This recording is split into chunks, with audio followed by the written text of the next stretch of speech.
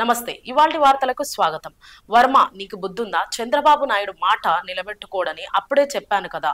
నేను చెప్పినట్లే పవన్ కళ్యాణ్ తన అన్నకు ఎమ్మెల్సీ టికెట్ ఇచ్చాడు. పిఠాపురం వర్మకు తదుపరి జరిగే మొట్టమొదటి ఎమ్మెల్సీ ఎన్నికల్లోనే అవకాశం ఇస్తా అన్నాడు. కానీ తన అన్నకే ఎమ్మెల్సీ టికెట్ ఇచ్చాడు అంటూ కేఏ పాల్ ఆవేదన వ్యక్తం చేశారు.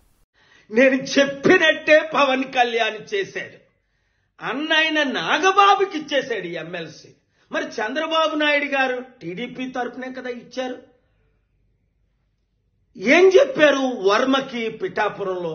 నువ్వు పవన్ కళ్యాణ్కి మద్దతు పోటీ చేయకుండా నెక్స్ట్ ఎమ్మెల్సీ నీకే ఇస్తానని దేవుడి సాక్షిగా చెప్పాడు. ఆ వర్మేమో అమరావతిలో, విజయవాడలో పవన్ కళ్యాణ్ చుట్టూ, చంద్రబాబు చుట్టూ తిరుగుతున్నాడు. అయ్యా, మీ మాట నిలబెట్టుకోండి అని. బుద్ధుందా వర్మ?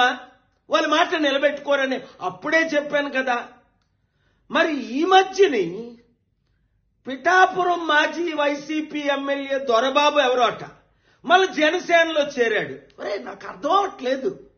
అసలు మీకు బుద్ధి బుర్ర ఉందా? 2008లో ఇదే పవన్ కళ్యాణ్ చిరంజీవి ప్రజారాజ్యం పార్టీ పెట్టి 100 కోట్లు 1000 కోట్లు కలెక్ట్ చేశారని మనం అందరం విన్నాం. కొంతమంది సూసైడ్ కూడా చేసుకున్నారు. మరి అదే ప్రజారాజ్యం ఇప్పుడు జనసేనగా ఆవిర్భవించిందని అదే చిరంజీవి చెప్తున్నాడు. అంటే అర్థం ఏంటి?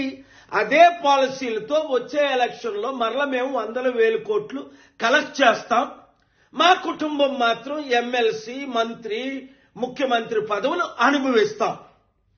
తెలివైనోడెవ్వడు ఆ పార్టీలో చేరడు.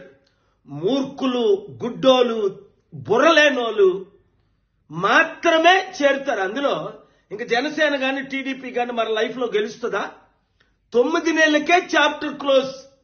మొత్తం అంతా అవినీతి, అన్ని ఫెయిల్ అయిపోయారు అని స్పష్టంగా కనబడుతుంది కదా. వచ్చేది కేవలం ప్రజాశాంతి పార్టీయే, బడుగు బలహీన వర్గాల పార్టీయే. మన బీసీ, ఎస్సీ, ఎస్టీలు అందరూ ఇప్పుడు ఎందుకు కమిటీల్లో చేరిపోతున్నారు? ఐఏఎస్